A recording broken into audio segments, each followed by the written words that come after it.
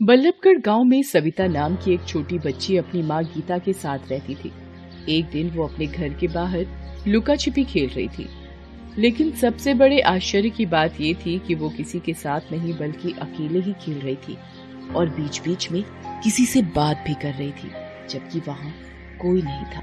1 2 3 4 5 6 7 तुम छिप गई, मैं आऊं, मैं आ रही हूँ। तभी वहाँ से गुजर रहे एक मोहन नाम के आदमी की नजर उस पर गई। बच्ची की ऐसी हरकतें देख वो हैरान हो गया, क्योंकि वहाँ तो कोई था ही नहीं जिससे वो बातें कर रही थी। वो उसके पास गया। अरे बेटी, ये तो किसके साथ खेल रही है और तू बातें किससे कर रही है? यहाँ तो कोई नहीं है। अरे अंकल, कैसे कोई नहीं है? यहाँ मेरी माँ है। मैं अपनी माँ के साथ खेल रही हूँ। अब आप जाइए, मुझे माँ को ढूंढना है, वो छिप गई है। कहाँ है तुम्हारी माँ? मुझे तो दिखती नहीं। तभी सविता मोहन को सामने पत्थरों के पास छिपी एक मकड़ी को दिखाती है। अंकल, ये रही मेरी माँ। अरे अब दूर हटो, उस मकड़ी से दूर हटो, वो तुम्हें काट लेगी। अरे नहीं अंकल, यही मेरी माँ है। भला कोई मकड़ी भी किसी की माँ हो सकती है? अब तो यही मेरी माँ है, लेकिन ये हमेशा ऐसी नहीं थी। तब सविता उस आदमी को अपनी कहानी सुनाने लगती है। अंकल, कुछ साल पहले मैं अपनी माँ गीता के साथ यहाँ रहती थी। पिताजी का तो मुझे याद नहीं, लेकिन माँ कहती थी कि जब मैं 2 बरस की थी तभी एक बीमारी से वो मर गए। सविता के पिता की मौत तो बीमारी से हुई थी, लेकिन गांव में कुछ लोगों ने ये अफवाह फैला दी थी कि गीता टोना टोटका करती है और उसी ने अपने पति को मार दिया है। एक दिन गीता सविता के साथ कुएं पर पानी भरने गई। कुएं के पास कुछ औरतें पानी भर रही हैं।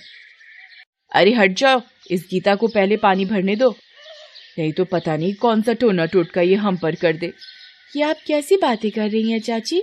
मेरी माँ कोई टोना टोटका नहीं करती। आप ऐसे झूठ मूठ कुछ भी नहीं बोला करिए। देख रही हो ना इस सविता को, दूध के दांत अभी टूटे नहीं और चली बड़ों से बहस करने। इतना कहकर विमला सविता को जोर से धक्का दे देती है। सविता दूर जा गिरती है।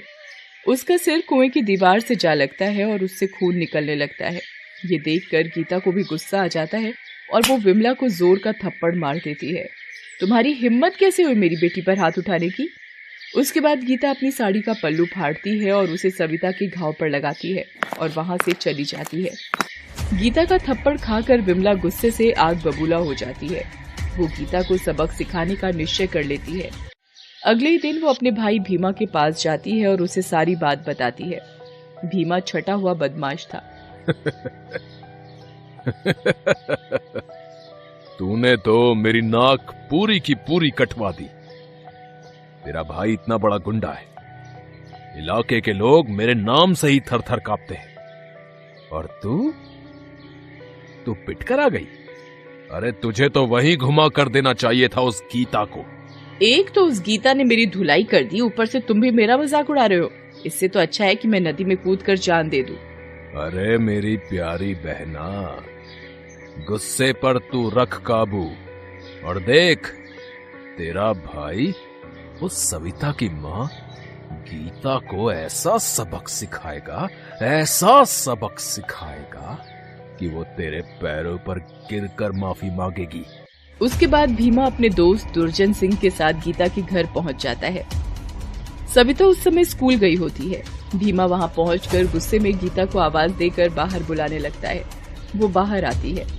क्यों री, तेरे खून में बहुत गर्मी गई है क्या? तूने मेरी बहन को मारा, मेरी बहन को, भीमा की बहन को। तुझे इसका अंजाम पता है? अब कोई मेरी नन्ही सी बिटिया को उल्टा सीधा बोलेगा, उस पर हाथ उठाएगा तो मैं चुप तो नहीं रहूंगी ना, चाहे वो किसी की बहन हो। और हाँ, मैं आपकी धमकी वमकी से नहीं डरने वाली। कल को फिर आपकी बहन मेरी बेटी को कुछ बोलेगी तो मैं फिर उसे मारूंगी। ये सब सुनकर भीमा गुस्से में उबलने लगा। बहुत शेरनी बन रही है तू। तुझे तो ऐसी जगह पहुंचाऊंगा कि जिस लड़की के लिए तुम मुझसे ज़बान लड़ा रही हो, उससे मिलने के लिए तरस जाएगी। उसके बाद भीमा गीता के पेट में चाकू मार देता है। वो बेचारी जमीन पर तड़प कर शांत हो जाती है। अरे इसे तो मार डाला तूने, अब पुलिस को पता लगा तो पूरी जिंदगी जेल में चक्की पीसनी पड़ेगी। अरे पुलिस को पता लगेगा तब ना। सुन, हम दोनों फटाफट गड्ढा खोदते हैं और इसे यहीं दफना देते हैं।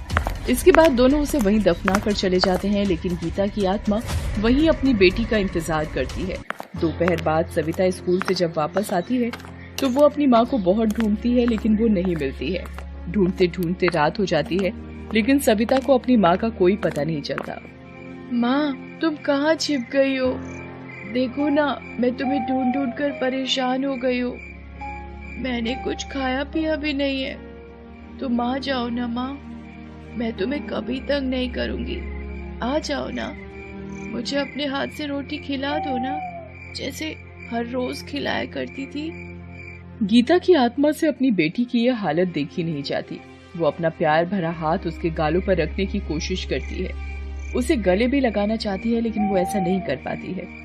हे भगवान, मेरी किन गलतियों की सजा आप मुझे दे रहे हैं? देखिए तो, मैं अपनी बेटी को छू तक नहीं पा रही हूँ। इतने में गीता की नजर घर की दीवार पर जाती है, जहाँ एक मकड़ी अपना जाल बुन रही होती है। गीता की आत्मा कुछ सोचती है और फिर उस मकड़ी में समा जाती है। देखते ही देखते उस मकड़ी का आकार बड़ा होने लगता है और वो इंसानों के आकार की हो जाती है। फिर वो सविता के पास जाती है। सविता इतनी बड़ी मकड़ी देखकर डर से कांपने लगती है, क्योंकि उसका शरीर मकड़ी के जैसा और मुंह किसी भयानक चुड़ैल की तरह होता है। अरे सविता, तू क्यों डर रही है? मैं तो तेरी माँ हूँ। मेरी माँ? मेरी माँ ऐसी नहीं है। तुम कौन हो? चली जाओ यहाँ से। मुझे मुझे मुझे मुझे मत डराओ। मेरी माँ अभी कहीं चली गई है, वो वापस आएगी तो तेरी खैर नहीं। नहीं मेरी बेटी, तेरी माँ यानी कि मैं अब कभी वापस नहीं आ सकती, क्योंकि अब मैं जिंदा नहीं हूँ। तुम्हें मेरी बात पर यकीन नहीं है तो आओ मेरे साथ, आओ, मैं तुम्हें कुछ दिखाती हूँ। फिर गीता सविता को उस जगह ले जाती है जहाँ भीमा ने उसे चाकू मारकर जमीन में गाड़ दिया था। फिर गीता सारी कहानी उसे बताती है। सब कुछ सुनकर सविता जोर जोर से रोने लगती है। उसे अपनी माँ के हत्यारों पर गुस्सा भी बहुत आता है। उन्होंने तुम्हें मार दिया, मेरी माँ को मार दिया। माँ, तुम उन अत्याचारियों को मत छोड़ना, उन्हें उनके किए की सजा जरूर देना। इसके बाद गीता भीमा के घर चली जाती है। भीमा गहरी नींद में होता है। मकड़ी गीता अपने छोटे रूप में आ जाती है और फिर वो उसके शरीर पर चढ़कर जाल बुनना शुरू कर देती है। फिर उस जाल से पहले उसके पैर, फिर उसके पूरे शरीर को जोर से बांधने लगती है। भीमा का दम घुटने लगता है। वो चिल्लाकर जाग जाता है। अरे कौन कौन है? कौन है? किसकी मौत आई है जो भीमा से पंगे लेने आ गया? रुको, अभी बताता हूँ। वो बिस्तर से उठने की कोशिश करता है, लेकिन उठ नहीं पाता है। अरे, ये मेरे शरीर को मकड़ी के जालों से किसने बांध दिया? तभी भीमा की नजर उस छोटी मकड़ी पर जाती है। अच्छा, तो ये इस छोटी सी मकड़ी का सब किया धरा है। जरा इस जाल से निकल लूं, तब चप्पल से मार मार कर इस मकड़ी का कचुम्बर निकाल दूंगा। वो जाल से निकलने की कोशिश करता ही है कि तभी मकड़ी बड़ी होने लगती है। अरे, ये मकड़ी बड़ी कैसे होने लगी? ये कैसे हो गया? अरे, कौन हो तुम? मुझे नहीं पहचाना? अपनी मौत को नहीं पहचाना? मैं गीता हूँ। गीता, तूने एक माँ को उसकी बेटी से अलग कर दिया, मैं तुम्हें इस दुनिया से अलग कर दूंगी। उसके बाद मकड़ी भीमा को मार देती है और उसका सिर अपने हाथ में पकड़ लेती है। उसके बाद मकड़ी विमला के घर जाती है। विमला अपने बच्चों के साथ गहरी नींद में सो रही होती है। मकड़ी विमला को चिल्लाकर घर से बाहर बुलाती है। विमला, अरे ओ विमला, कितना सोती हूँ, देखो ना मैं क्या लेकर आई हूँ। अरे कौन पागल है, क्यों की रात को अपना गला फाड़ रही है, चैन से सोने भी नहीं देती। रुको, अभी आती।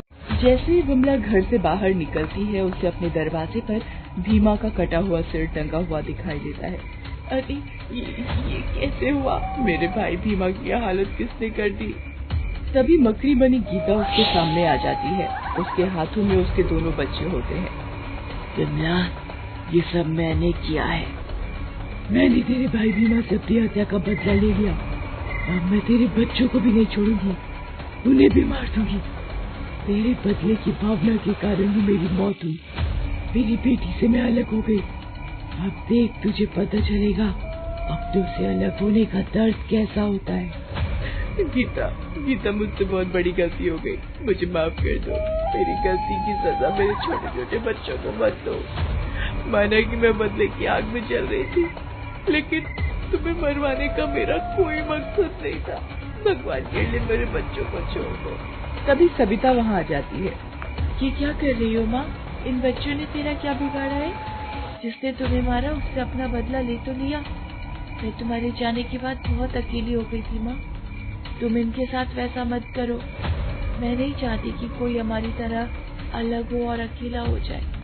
सविता के कहने पर मकड़ी उसके दोनों बच्चों को छोड़ देती है और फिर उसके साथ अपने घर वापस लौट जाती है। अंकल, यही है मेरी कहानी। उस दिन से इसी तरह मेरी माँ मकड़ी के रूप में मेरा ध्यान रख रही है। तुम्हारी कहानी सुनकर मेरी आंखें भर आई बेटी। देखो, मेरी कोई औलाद नहीं है।